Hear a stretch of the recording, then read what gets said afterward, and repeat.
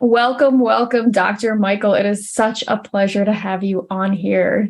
Thank you so much, Andrea. It's a pleasure to meet you as well. And also all your listeners. I'm just really thrilled to be here and get to spend the next hour together and talk about two things that are really dear to my heart, which is chronic pain as a pain management specialist, as well as talking about awe and wonder and healing. So we're going to have quite an incredible time in this conversation. Thank you so much. Yes, absolutely. And why don't you start by telling people, I always got to hear your formal bio, but can you tell people from like a more personal perspective of like, how did these two seemingly very far apart worlds come married together for you? Yeah, so I wanted to be a physician since I was a little boy. And as I went through my education and going through high school, I started developing test-taking anxiety because I really wanted to be a doctor so bad. And I knew the stakes got higher and higher. After my undergrad was wrapping up, I took the MCAT and I had a full panic attack the first time I took the test and experienced that feeling where your mind is literally hijacked and your physiology too, your body, your heart starts beating fast and I felt like I was being attacked by a tiger. And I realized that at that point I had to make a choice about either getting on medication to manage my anxiety or finding more natural ways of working with my mind. And a friend said, hey, you should go on a meditation retreat, and began this really long journey of over 30 years studying mindfulness and then eventually becoming a mindfulness teacher myself. And then as a physician, choosing to specialize as a pain specialist because I really love the the intersection between the mind, the body, and the spirit. I mean, I think there's something so special about the world of pain and treating it and helping people that are suffering with chronic pain. And I think it brings all my gifts to the table, really loving science, but also being someone who's very emotionally available and spiritually oriented to really be able to hold the container of all that for people. And mindfulness, as we know, can be very helpful for people with chronic pain as well. So what happened was I had taught mindfulness to hundreds of patients, and I also led a Buddhist meditation group in my community. And I was experiencing that a lot of people had a lot of challenges and resistance to developing a sustained mindfulness practice. I don't know if any of your listeners, out there who have tried, maybe you've done a mindfulness course like MBSR, mindfulness-based stress reduction, or, you've tried to pick up a practice. But for a lot of people, it takes a lot of effort and they feel that they can't do it well enough and they struggle and then often give up and beat themselves up. And it's kind of a really vicious cycle that can happen in trying to develop a mindfulness practice. And I had a conversation with my friend and colleague, Jake Eagle, who is a psychotherapist, and he also has led hundreds of people through mindfulness retreats. And we were like, yeah, it'd be great to find a way to give people profound healing benefits of mindfulness, but in microdoses, in ways in which it could be easy, accessible, and successful at it. And Jake lives in Hawaii. So I flew out there about 3.5 years ago. And we set out on this journey to explore what would be that ideal, brief, 15-second mindfulness practice that would give people that sense of what the Buddha calls nirvana. It's that state of pure presence, of deep inner peace, of experiencing connection to life, to God, spirit, whatever words you want to use. And we actually stumbled upon this being the experience of awe. For those that have been to Hawaii or you've been to a tropical island,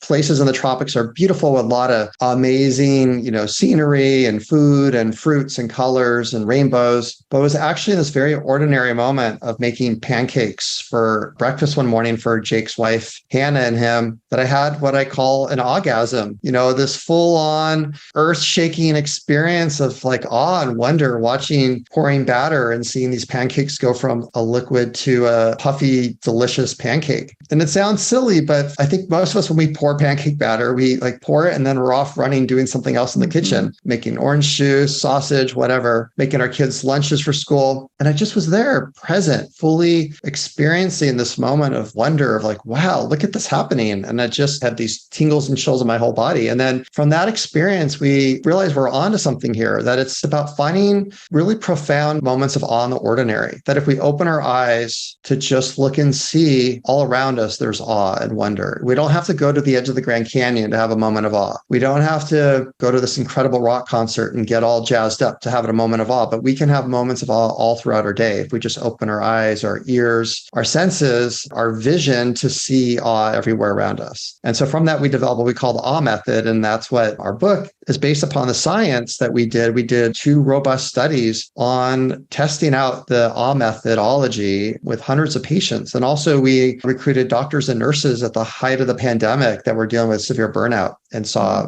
significant, really transformative changes in people's lives, practicing awe every day in microdoses. That is so amazing and beautiful. And I just love how you came to this. And even being in Hawaii, right? It's like this moment of making pancakes that really brought this into fruition. I love that emphasis because I think it's so often we feel like we need to leave our lives or go do something to find ourselves or find awe or wonder or beauty. And it's it really is all around us.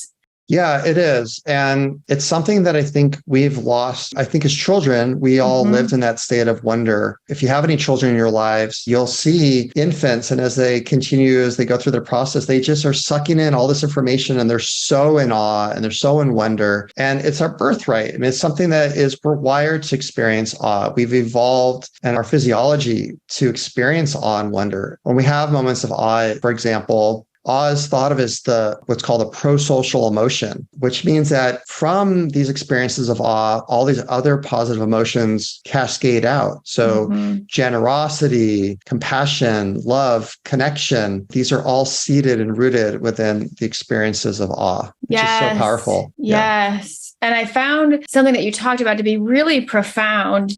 And it was so interesting in reading it because I often, in my course, I teach people the wonder-driven mind. And it's really about looking at things from this place of just wonderment, of just wow, this is so fascinating. And I'm normally teaching it from this place of being able to be this third-party observer to our own reactions. Because I found that when you're in this place of mental downward thought spiral, right? Everything is horrible, everything is going wrong. That for me, I found the biggest shift out of that was to be wow, this is fascinating that my brain is taking this one episode of a twinge of pain or my car getting a flat tire to mean XYZ. That is fascinating that it can make those leaps. And I found that was so much more helpful in helping me disidentify from the story versus what I think a lot of traditional methods are oh, well, see the positive and think positive. And I feel you spoke to that really beautifully of how awe is available in any state versus I feel positivity is not.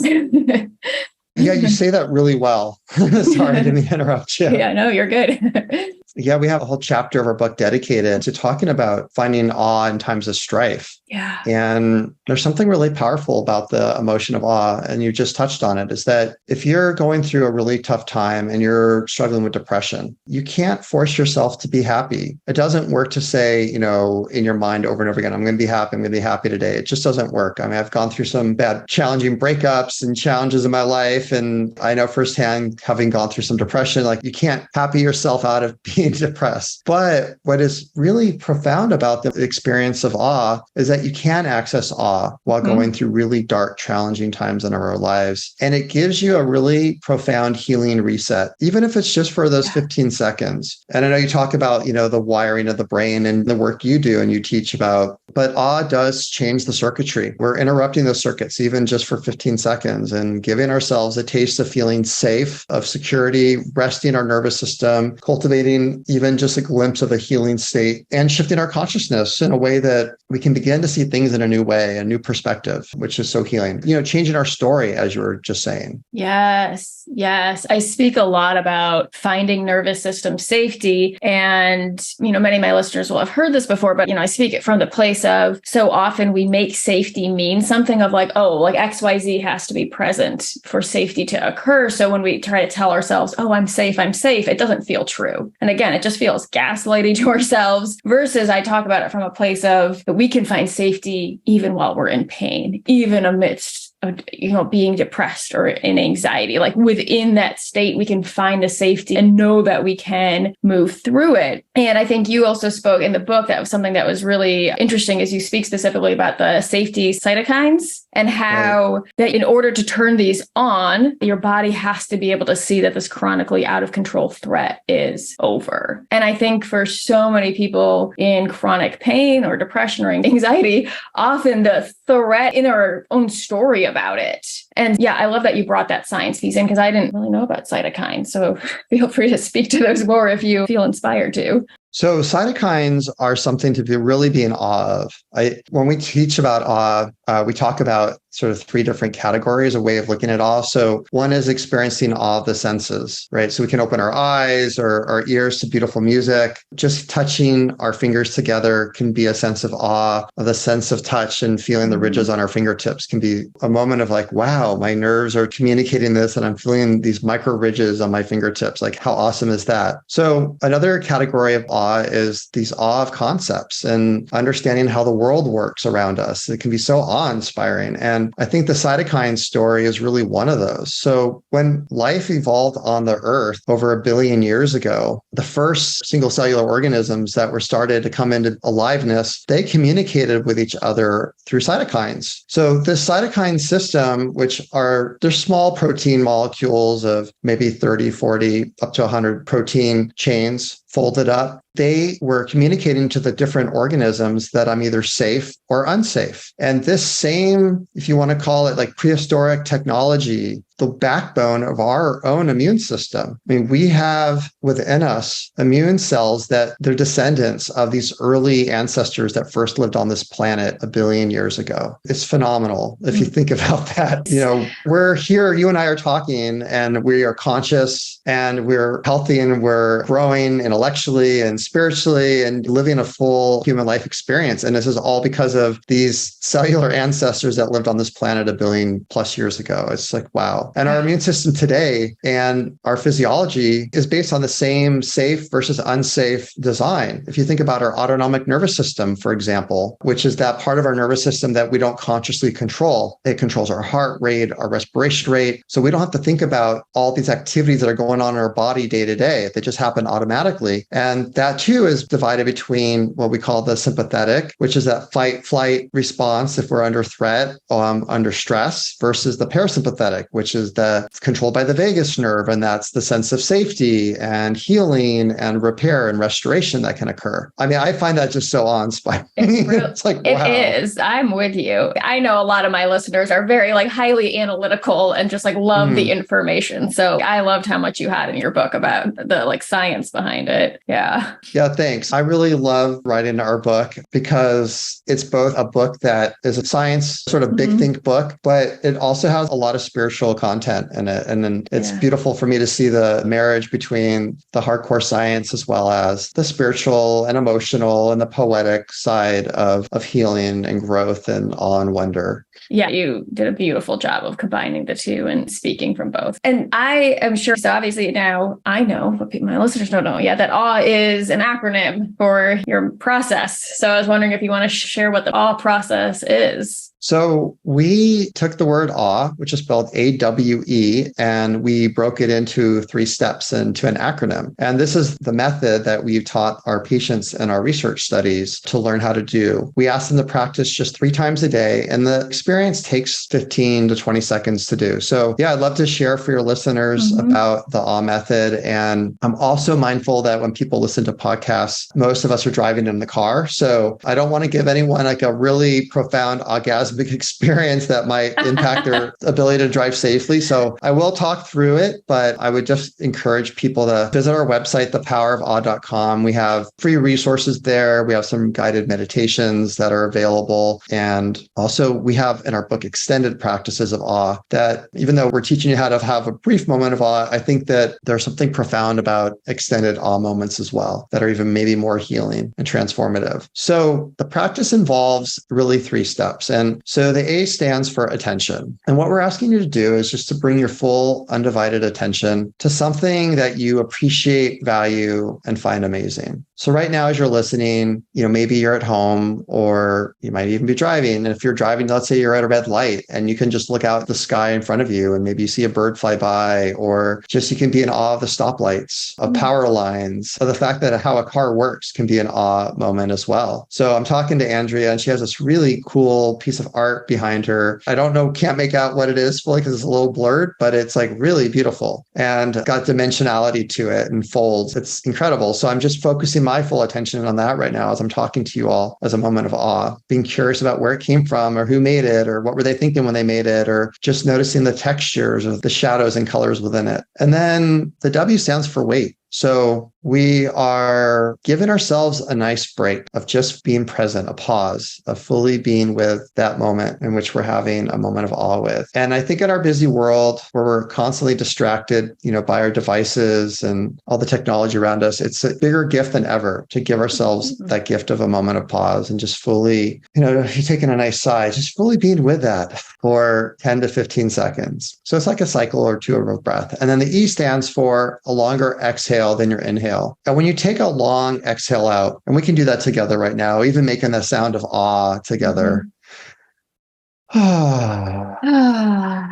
So when we do that, you can immediately feel like a calmness and a reset. And that's because when we take a nice long exhale out, we are stimulating our vagus nerve. And I had alluded a little bit about what the vagus nerve is, but it's the master computer of our autonomic nervous system, particularly the part of it around the rest and repair state, the healing state, the state in which our heart rate slows down, our blood pressure, gets lower, we become more present. And so we're really using our breath to help cultivate that sense of calm and peace. And then the E stands for expansion. And when you have a moment of awe, if you think about maybe the time you've had that extraordinary moment of awe, you feel like a sense of expansion, maybe out there in the world, but internally you also feel bigger. Like your ego, your sense of self diminishes and you feel connected to something bigger. And I think about using this idea of expansion as you're letting the experience really fill you up. If maybe you're a visual person, you can even imagine in your mind's eye, maybe it's like a warmth or a light that just fills you up and expands inside of you from that moment of awe, or just letting that experience get bigger than just the smaller experience. And sometimes people, when they have that expansion, they'll feel that energy expand in their body.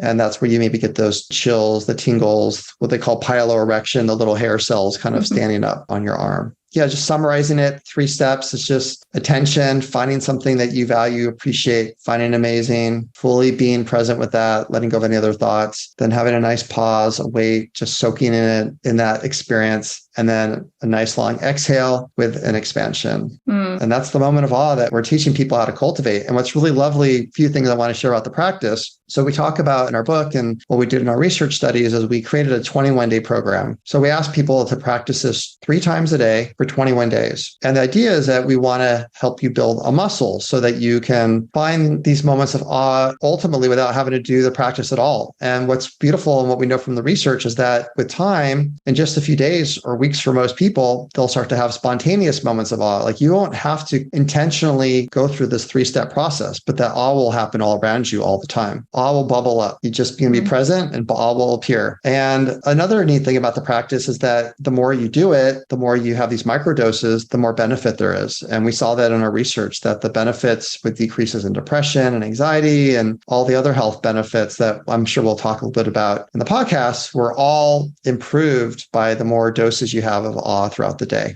Yes. It's amazing how powerful a practice like this can be. And I feel like sometimes one of the biggest barriers is how simple it sounds. I think often when you have been in chronic pain and you've tried so many things and been to like so many specialists, you hear something like this and you're like, really? Like you're telling me something 15 seconds a day is going to be the thing. And that's why I really loved like the way the book is written and that bringing the science. And that's where I think it's so valuable to have an entire book around it, right? It's like if you just present it in like isolation, I feel like it's so easy to be like, meh, not going to even try that. It feels too small. So I just want to urge any listeners who go there, because I know what that's like to go there, because that's what I used to do as well. And, I would kind of poo-poo practices and not want to try them when I was in a different mindset state because it didn't feel like it could help me. And so I just want to call that out. And if anybody is feeling like, oh, this just feels too easy, just try it then. If it's so simple and easy, then why not just play with it and give it a try and see what happens? And I think that is where, like, especially my listeners who tend to be much more like cognitive and analytical and in their heads, it's helpful to be like, okay, well, tell me more about the benefits of it. Like, how could this really help? So yeah, I just wanted to speak to that because I know that that is where my mind always used to go before I realized the benefits for myself of these like micro doses of moments of the, like realizing that it wasn't just one tiny experience that was going to cure all my problems, that it's not about that it's this over time healing and openness that happens. And you spoke to something really profound in the book that said, as your ego gets smaller, your identity has room to expand. And I Right. loved that. I was like, oh, yes. Like, it's so true. I feel like so often we're so stuck on something or just in something that it really takes that willingness to just open to a new perspective and for our ego to maybe not be right in a situation. I've kind of asked the question of people before. It's like, well, do you want to be right or do you want to feel better? Right? Because our egos love to be right. So, Well, and I think this is what you were talking about just a few moments ago, is that our ego is often a barrier to getting well. Oh, yeah. Sadly, we're attached to our stories. We're attached to our identity. We're attached to the way we see and do and believe about things. And one of the neat things about awe, there's so many amazing things about awe, but this is not my research, but my colleagues' research at UC Berkeley, is that we know that moments of awe make us more open-minded. We're willing to look at other people's points of view. We're less attached to our points of view. We see the world with more openness and curiosity. Our sense of self, our ego diminishes. Because of that diminishment, we're more generous. We're willing to give to strangers. We experience a sense of more compassion and a willingness to be, in service to humanity. Mm-hmm. And we really have a big call to action about that at the end of our book, about how this emotion isn't just the personal, but it really is a collective thing. Awe is probably part of what kept early civilizations connected and working together. Because when we're in awe, we feel connected to the vastness of life, to everything. When you're living in these connected moments, it's truly spiritual. And I love that a lot of spiritual traditions talk about awe. For example, Rabbi Joshua Abraham Heschel, he was colleagues of Martin Luther King. He's in all those pictures on the walks, standing right next to Reverend King. Part of his whole message was about finding awe in the everyday and the ordinary. And his spiritual practice is about how can you not wake up every day and just be always in awe of everything around us? So it's really rooted in all of the major religion, spiritual traditions to connect to the divine, to each other through awe. And you're really right in what you said, that we are happier and healthier when we have a fluid sense of identity and ego. Yeah. And I see it all the time with my patients. People will come in and they are so attached to their story, and they'll repeat their story over and over and over again, months and months, years and years. And I do my best to work with people to help loosen up their stories. But I think stories are really the biggest hindrance, one of them, for healing to happen for people. Oh, 100%. My own story was not being willing to let go of my stories, right? And so much of the work I do is, we're kind of told to, just let go. And it's like, well, how do you do that? Right? So a lot of the work I do is like this deeper somatic work of like, why are these parts of you scared to let go of that story? And I think it's so important, though, in addition to any of that type of like healing work or kind of clearing work, or when you are making room, is that you're filling it with something else. And I feel like that filling it with awe, like this type of practice just goes so beautifully with any type of healing work. And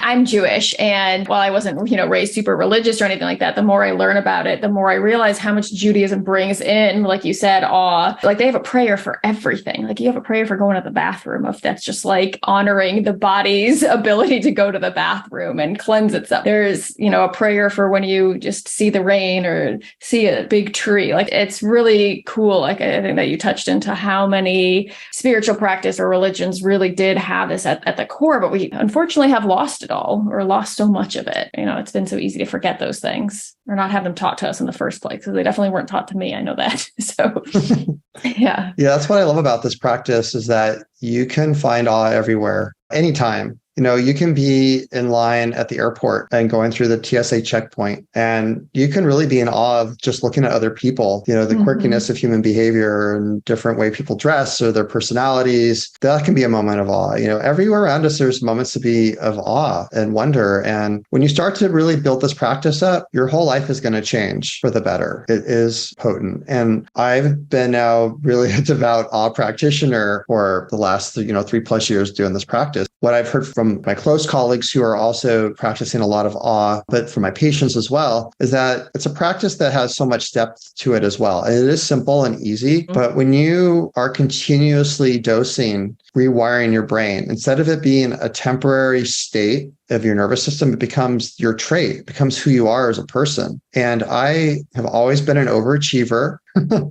which, creates a fair amount of suffering, judging my self-worth. That's been my story about like how much I accomplish or achieve. I've also been proud about being like an incredibly talented multitasker. And this practice has really helped calm my nervous system down. And I think for the better. I mean, people say I'm more present than I've ever been. I have a lot of humor and, humility, and I'm more playful, and I take everything less seriously. Physically, I feel less fatigued from a day of work and more robust. I mean, this is actually one of we haven't talked about really our research studies results yet, but one of the things that we focused on one of our studies was on doctor and nurse burnout. I know you're also in healthcare, and it's a huge problem for those of us that are caring for other people, or even if you're just in a service industry. If you're a teacher, if your job involves putting a lot of effort out there into the world and caring for others in some capacity, we're all dealing with burnout. And one of the things that's really powerful about this practice is it is an antidote to burnout. We studied that and know that it helps people decrease burnout. And it's a great practice to bring into your clinical situation for those of us that take care of people, or you're a teacher. Bring awe back into the classroom and wonder, inspire children and to learn, because we actually know from research that an awe-inspired curriculum, students learn better, they retain information better, they do better on tests. Same with, I bring this into the patient care room. I start my patient visits often with a moment of awe with my patient. We look out the window of the clinic and can appreciate the trees or the view of the mountains off in the distance, or I'll ask people to share about a moment of awe they've had recently. There's something really contagious about awe, that a good type of contagious.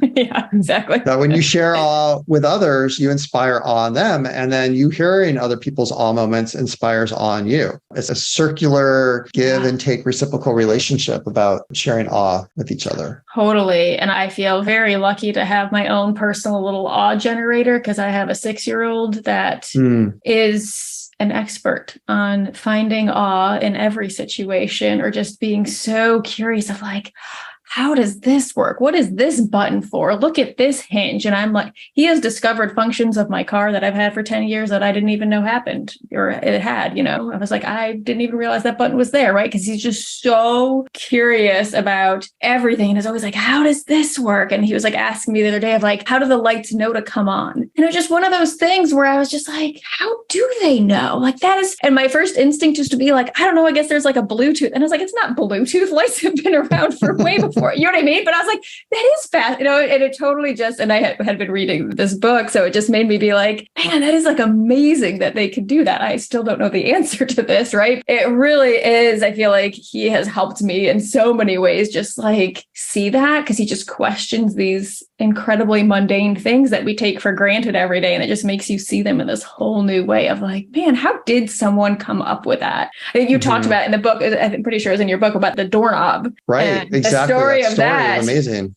Oh my God. Feel free to tell it, because I wasn't planning. Yeah, go ahead. Yeah, no, the doorknob was invented by a young Black man in the 1800s. Around the time of the Civil War. And if you think about just how doorknobs have transformed our whole like sense of life, like being able to walk through, rooms and have privacy and all that, it's just, we take all this for granted, but someone invented the doorknob, and it was a person who came from a slave background and had like everything against him, and yet invented that. It's an incredible story, but it's all around us. Like everything, here we are talking on Zoom, and right. You're across the United States and there's like no delay. I mean, to be in awe of this technology, of these devices that really transformed our lives in many good ways, is just so awe-inspiring. Really is. Yeah. And I think you touched on this earlier too, just like one thing I felt like was also really profound that I wanted to touch on. And I feel like you have a passage you want to read that I think will relate to this. I think so often when we're in chronic pain, or like in our own struggles, right? We're so inwards, and how awe can connect us to the vastness and to the greater world. And I think if all you're exposing yourself to is like the news, or then you are somebody who is a people pleaser and really hard on yourself and really feel like your worth is based on your ability to perform, right? It's almost like our association with the greater world becomes negative, becomes hard. Is exactly what leads us to burnout. But I feel like this practice and seeing that actually connecting to the world in this different way, in this just seeing the vastness of it, and that there is something greater than ourselves, it can be something that is so healing and actually helps soften us and take things so much less seriously. At least I know that's helped me tremendously, of take things way less seriously when it's like, I am just a tiny speck in this ridiculously large universe we have. Like, it's really not that important in a good way. Yeah, I shared about just humility, that really developing a muscle of awe and cultivating that really does bring us a lot of humility. And although I don't live in chronic pain, I've had episodes of time where I've had injuries. I am a pain doctor, so I know the field very well and intimately. It's a big part of my life, just caring for people in pain all the time. And the practice is deeply transformative, I think, particularly people in pain. And we haven't talked about our research yet specifically, and I'll just touch on it briefly, give some examples. But we saw in our studies, for example, a 35% reduction of depression in the almost 300 primary care patients and the 200 doctors and nurses in our study. This is at the height of the pandemic, when people were super depressed and stressed out. Over half the country would have been, measurably depressed on intake questionnaires. And a simple practice of awe 3 times a day for 15 seconds decreased people's experiences of depression by 35%. It's really equal in efficacy to taking a drug or being in psychotherapy, and doesn't have any side effects. And it's free. That's a lot of side effects. They're all really positive. Yeah. And we knew also from our research, there's a dose response. So the more you dose moments of awe, the more it helps with decrease in depression. We saw about 25% reduction in anxiety, decreases in chronic pain, decreases in headaches and all different types of pain, improvement of overall sense of health and well-being from really the simple practice. But as you were alluding to, it is so profound that when we have these moments of awe, it changes our physiology. It's been proven through research that inflammatory cytokines, the bad immune factors that result in cancer and heart disease and diabetes and all these other chronic health conditions, they're lowered with awe. Awe is actually the only positive emotion that was shown in the research to lower inflammatory cytokines. So that has huge impacts on health, just as an emotion. About cultivating this positive emotion has the ability to change our physiology, like what's circulating in our blood. It is that profound, as well as just changing our nervous system as well by improving the ratio of our sympathetic versus our parasympathetic nervous system and quieting the thoughts down in our mind. But I would love to share just a passage from the book, because we've talked a fair amount today, about the personal benefits of practicing awe. But in our epilogue, we talk about how the implications of awe go well beyond personal transformation. Awe touches everything, and perhaps most telling is the effect it has on others. We're wired to attune to others' behaviors and moods. Our nervous system senses the emotions of those around us. Just as being the recipient of a warm smile can lighten our mood, when we're in awe, those around us feel it too. Awe is contagious, and so practicing the awe method is one not so small way we can contribute to the world. In this book, we've covered how the awe method is grounded in science, and that a whole body of science supports that awe changes lives. So we have a big, simple crash ending to the power behind the simple practice of the awe method. If practiced frequently enough by enough people, a critical mass as it were, everyone would experience a significant heightened shift in consciousness. Awe changes us, and when we share our awe, we change the world. How can we be in awe of someone and physically or emotionally harm them? How can we be in awe of the natural world and destroy it? How can we be in awe of life itself and not live as if every day were a miracle? In awe, the tone of every conversation, from the personal to the political, shifts from having an agenda to being open and curious. Our conversations impact how we raise our kids, how we help our aging parents, how we treat our spouse, how we participate in community, how we mentor or supervise people, how we govern a city, and how we lead a nation. We can think of no downside to practicing the awe method, because awe is the light, the appreciation of nature and different cultures, the curious and open mind, the generous and giving soul. These days, we need awe more than ever. So awe awaits you and surrounds you in the ordinary moments of your life. Like the view of the stars that fill the night sky, awe is free and always available. All you need to do is pay attention to what you value, appreciate, and find amazing. Wait, and then exhale and expand into the unlimited timelessness of awe. I have chills. And my heart feels so open. I love that. Thank you. That was absolutely beautiful. Thank you so much for this conversation and for your work in this and for this beautiful book, whose cover, I feel like whenever I pick it up, I just love looking at these colors. So Yeah, Yeah, the Thank you for cover helping it's a inspiring real awe. awe-inspiring cover. The book is beautiful. It really is. So I'll put it in the show notes as well. But where can people find you and your work? And obviously they can purchase the book at Amazon or anywhere that I'm sure books are available. Yeah, the book is available online pretty much from every retailer, but definitely put a shout out to buy the book from your local bookshop. I'll tell you, when I walk into a bookstore, I feel awe, right? Oh, How can you not be in awe when too. you walk in a bookstore? I don't really feel a lot of awe on Amazon, although That's true. I get overwhelmed usually with being on Amazon.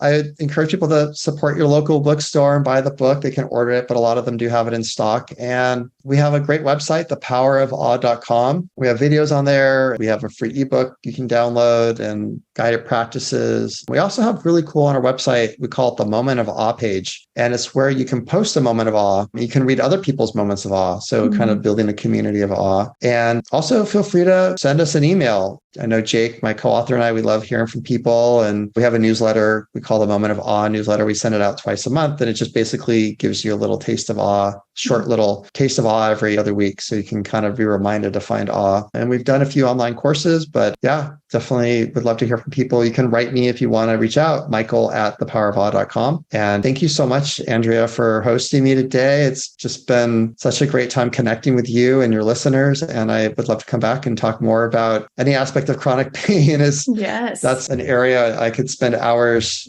sharing wisdom and loving to learn more from you about it as well. Oh my goodness. Yes. You're welcome back anytime. And we just need more physicians, bringing this into the mainstream because it is so important. So thank you truly for all the work you do. And thank you for being here today. Thank you. I'm so honored to be here and enjoy being in your presence. Thank you again. Thank you.